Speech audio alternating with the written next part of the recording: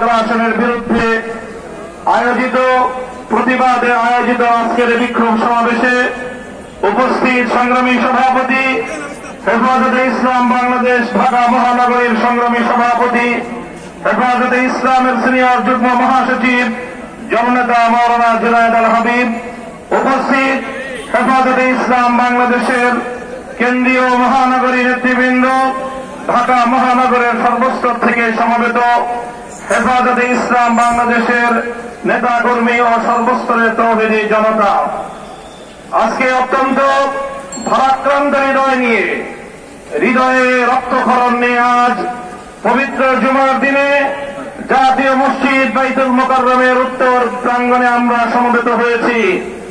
বাংলাদেশের প্রান্তে থেকে শাহাদাত বরণকারী গাজ্জার সেই ফিলিস্তিনি মুসলমান ভাই বোন এবং আমার শিশু সন্তানদের প্রতি আমরা সমবেদনা জ্ঞাপন করছি এবং তাদের এই শাহাদাতের রক্তের বদলা নেওয়ার আমরা প্রতিশোধ গ্রহণ করবার শপথ গ্রহণ করছি। আমরা এই বাংলাদেশের রাজধানী ঢাকায় দাঁড়িয়ে এখান থেকে বিশ্ব মুসলমানদের সঙ্গে সংহতি প্রকাশ করে হেফাজতে ইসলামের পক্ষ থেকে আন্তর্জাতিক শক্তিগুলোর প্রতি বিশ্ব সম্প্রদায়ের পরিবর্তিত আহ্বান জানাই। বিশেষ করে জাতিসংঘকে আমরা স্পষ্ট বার্তা দিতে চাই, আপনারা যদি এভাবে ফিলিস্তিনের নিরপরাধ নারী, শিশু এবং বৃদ্ধ বনিতাদের হত্যাকাণ্ড এবং রক্ত প্রবাহ বন্ধ করতে না পারেন, এই যুদ্ধের দাবানল সারা পৃথিবীতে ছড়িয়ে পড়তে পারে। এর জন্য সম্পূর্ণ দায় জাতিসংঘকে বহন করতে হবে। আমরা অনতিবিলম্বে ইসরায়েলের বিরুদ্ধে আন্তর্জাতিক মহল, বিশেষ করে জাতিসংঘের পক্ষ থেকে স্পষ্ট নিষেধাজ্ঞা আরোপের জোর দাবি জানাই। আরব লীগ সহ ওআইসি সহ মুসলিম কমিউনিটিগুলোকে, মুসলমানদের আন্তর্জাতিক সংগঠনগুলোকে আমরা উদাত্ত আহ্বান জানাতে চাই। কুফরি সঙ্গে পরিণত, ইহুদি খ্রিস্টানদের এজেন্টে পরিণত জাতিসংঘের নির্লিপ্ত ভূমিকার প্রেক্ষিতে আপনারা বিশ্ব মুসলমানদের নেতৃত্বের দায়িত্ব কাঁধে তুলে নিন। সারা পৃথিবীর মুসলমানদেরকে প্রয়োজনে আপনারা ফিলিস্তিনকে মুক্ত করার জন্য ঐক্যবদ্ধ হওয়ার আহ্বান জানান। যদি তারা সেটা করতে ব্যর্থ হয়, আমি শাহজালালের পূর্ণভূমি বাংলাদেশের মসজিদের নগর রাজধানী ঢাকার জাতীয় মসজিদের প্রাঙ্গণে দাঁড়িয়ে বাংলাদেশের সরকারকে বলতে চাই, ফিলিস্তিনকে রক্ষা করার জন্য গাজার মা বোন এবং শিশুদেরকে নারকীয় হত্যাকাণ্ডের হাত থেকে মুক্ত করার জন্য বাংলাদেশ থেকে মুজাহিদ সংগ্রহ করার ডাক দিন।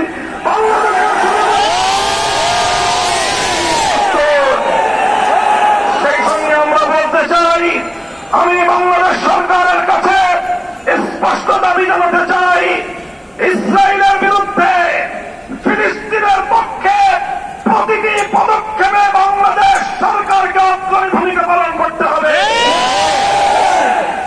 এদিকে ফিলিস্তিনের ইস্যুর পাশাপাশি লক্ষ্য করছি আমরা সম্প্রতি বেশ কিছুদিন ধরে পবিত্র রমজান মাসে ভারতে উগ্রতা সৃষ্টি করে আবার মুসলমানদের রক্ত নিয়ে হেলি খেলবার পায়টা চলছে।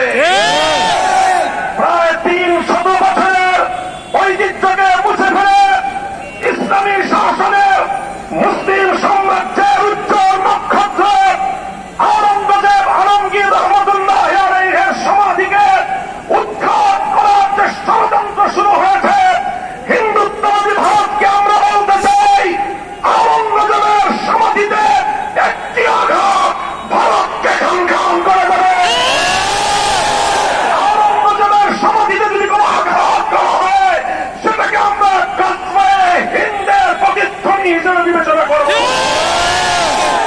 সংগ্রামী সাথী ও বন্ধুগণ, আমি বাংলাদেশ সরকারকে বলব, আমি আমার সরকারকে স্পষ্ট বার্তা দিতে চাই, শুধুমাত্র নীরব দর্শকের ভূমিকা বাংলাদেশের মানুষ এদেশের সরকারের কাছ থেকে প্রত্যাশা করে না।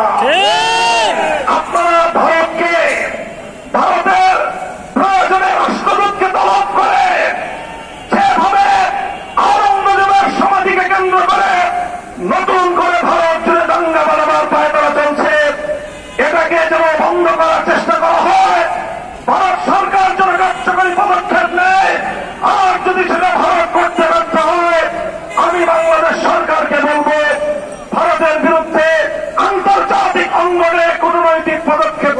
করবার জন্য।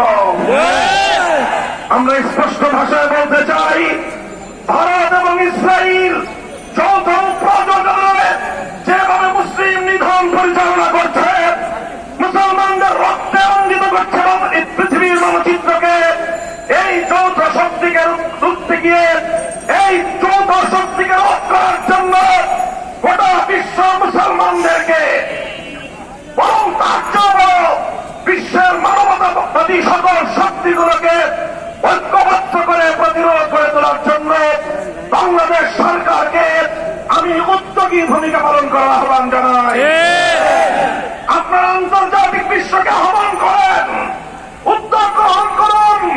বাংলাদেশ আর শুধুমাত্র আন্তর্জাতিক অঙ্গনে নীরব দর্শকের ভূমিকা পালন করতে চায় না। প্রফেসর ডক্টর ইউনূস সাহেব বাংলাদেশের অন্তর্বর্তীকালীন সরকারের প্রধান উপদেষ্টা, একজন আন্তর্জাতিক ব্যক্তিত্ব। আন্তর্জাতিক অঙ্গনে ফিলিস্তিন এবং ভারতের মুসলমানদেরকে রক্ষা করার জন্য অগ্রণী ভূমিকা পালন করে। আন্তর্জাতিক অঙ্গনে আপনার এবং বাংলাদেশের ভাবমূর্তি আরো নতুন উচ্চতায় উন্নীত হবে ইনশাআল্লাহ। সেই সঙ্গে আমরা ব্যর্থহীন ভাষায় বাংলাদেশ সরকারকে ঘোষণা করে শুনিয়ে দিতে চাই, জনতার পক্ষ থেকে ইসরায়েলের প্রতি বাংলাদেশের চলে আসা কঠোর মনোভাবে কোন ধরনের রদ বদল বাংলার তাওহীদি জনতা বরদাস্ত করবে না। বিগত ফ্যাসিবাদী ভারতীয় দালাল সরকার, ভিনদেশী চক্র, ভিনদেশী এজেন্ট হাসিনা সরকার বাংলাদেশে অব্যাহতভাবে চলে আসা, বাংলাদেশের পাসপোর্ট থেকে এক্সপ্রেস ইসরায়েলের যে সিল মোহর ছিল, বাংলাদেশ ইসরায়েলকে স্বীকৃতি দেয় নাই। তার যে জাতীয় পাসপোর্টে, ন্যাশনাল পাসপোর্টে তার যে স্মৃতিচিহ্ন ছিল, শেখ হাসিনা ভারতের নির্দেশে সেই চিহ্নটুকু মুছে ফেলে ইসরায়েলের প্রতি নতজানু এবং নমনীয় নীতি গ্রহণ করা শুরু করেছে। আমরা তার তীব্র নিন্দা জানাই।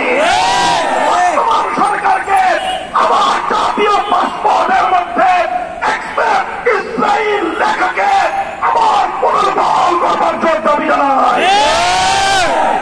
ইসরায়েলের প্রতি জিরো টলারেন্স নীতিতে সারা পৃথিবীর শান্তিকামী মানুষকে আসবার উদাত্ত আহ্বান জানাই। সংগ্রামী সাথী বন্ধুগণ, সর্বশেষ আমার এই বাংলার এই আপামর জনতার প্রাণের দাবিগুলোকে নিয়ে সংক্ষিপ্ত যে কথা বলতে চাই, সেটা হল বিগত দিনগুলোতে ফিলিস্তিন এবং ভারতের সঙ্গে পাল্লা দিয়ে বাংলাদেশি লেডি ফেরাউন যেভাবে এদেশের শান্তিপ্রিয় মানুষের উপর হত্যাযজ্ঞ এবং গণহত্যা পরিচালনা করেছে। পিলখানা ট্র্যাজেডিতে 57 জন সেনা কর্মকর্তা, সাপ্লায় শাহাদাত বরণকারী নবী প্রেমিক শতাধিক তাওহীদি জনতা 2021 সালে মোদী বিরোধী আন্দোলনে হাটাজারি থেকে ব্রাহ্মণবাড়িয়া পর্যন্ত প্রায় 25 জন হেফাজতের নেতাকর্মী, সর্বশেষ 2024 সালের জুলাই আগস্ট বিপ্লবে শাহাদাত বরণকারী 2 সহস্রাধিক ছাত্র জনতা রক্তের বিচার না হওয়া পর্যন্ত বাংলাদেশের রাজনীতিতে আওয়ামী লীগ এবং হাসিনার নাম নিশানা এদেশের মানুষ বরদাস্ত করবে না। শান্তিপ্রিয় দেশের রাজনীতিতে আগুন ঢালবার জন্য আমি বারণ করব, খবরদার আগুন নিয়ে খেলবেন না। এদেশের প্রতিটি শান্তিকামী মানুষের হৃদয়ে খবরের আগুন তুষের মতো জ্বলছে। সারা দুনিয়ার মানুষ প্রেডিকশন করেছিল খুনি হাসিনার যেদিনই পতন হবে সেদিন লক্ষ লক্ষ আওয়ামী জালেমদের বাংলার মাটিতে পড়বে। এটাই ছিল সকল মিডিয়া এবং দেশি আন্তর্জাতিক পর্যবেক্ষকদের পূর্ব ধারণা।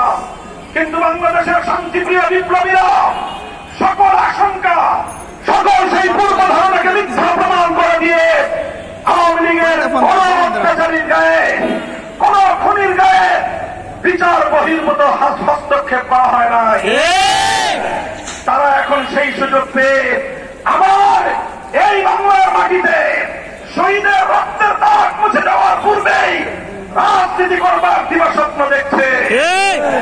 আমরা পরিষ্কার ভাষায় বলে দিতে চাই, আওয়ামী লীগ বাংলাদেশের রাজনীতিতে আসতে হলে আমাদের লাশের উপর দিয়ে আসতে হবে। দেব, জীবন দেব। তুমি বাংলাদেশ বিরোধী শেখ হাসিনা এবং তার দেশপ্রান্তরদেরকে বাংলার রাজনীতিতে পুনর্বাসন করবার যে কোনো পদক্ষেপকে আমরা রুখে দেব।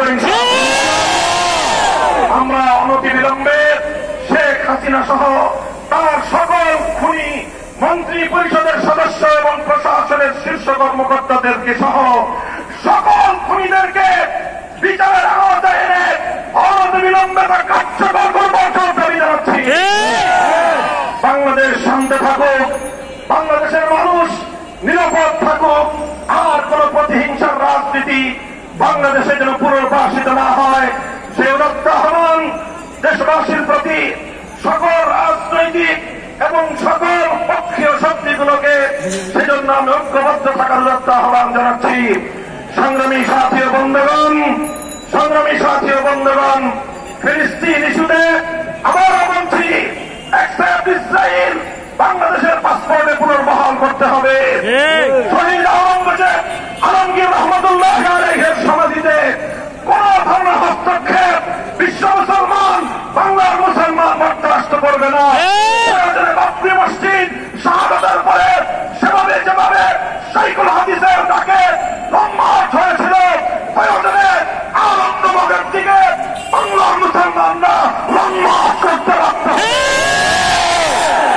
বাংলাদেশ শান্তিতে থাকুক, বিশ্ব মুসলমান শান্তিতে থাকুক, সারা পৃথিবীর শান্তিকামী সকল মানুষ যার যার নিরাপত্তা নিয়ে নিজ নিজ জায়গায় অবস্থান করুক। এই সুযোগে আমার শান্তিপ্রিয় বাংলাদেশে কোন বিশৃঙ্খলা সৃষ্টির অপপ্রয়াসকে প্রশ্রয় দেওয়া যাবে না। হেফাজতে ইসলাম বাংলাদেশ প্রতিটি ক্রান্তিকালে যেভাবে ঐতিহাসিক ভূমিকা পালন করেছে, আজও যদি কেউ বাংলাদেশকে অস্থিতিশীল করবার চেষ্টা করে, বাংলাদেশকে অস্থিতিশীল করবার যে কোন প্রচেষ্টার বিরুদ্ধে হেফাজতে ইসলাম রণহুঙ্কারে মাঠে নেমে আসবে ইনশাআল্লাহ। আমরা শান্তি প্রিয় প্রতিবাদ কর্মসূচি পালন করলাম। আমাদের সভাপতি সাহেব যে ঘোষণা দিয়েছেন, হেফাজতের এই আজকের প্রতিবাদ কর্মসূচিতে অংশগ্রহণকারী সকল তাওহীদি জনতাকে আমি উদাত্ত আহ্বান জানাচ্ছি। আজকের কর্মসূচি আমাদের এখানেই সমাপ্ত ঘোষণা হবে। আপনারা কোন প্রকার এর পরবর্তীতে কোন কর্মসূচিকে দীর্ঘায়িত করবার চেষ্টা করবেন না। যদি কেউ করেন, যদি কেউ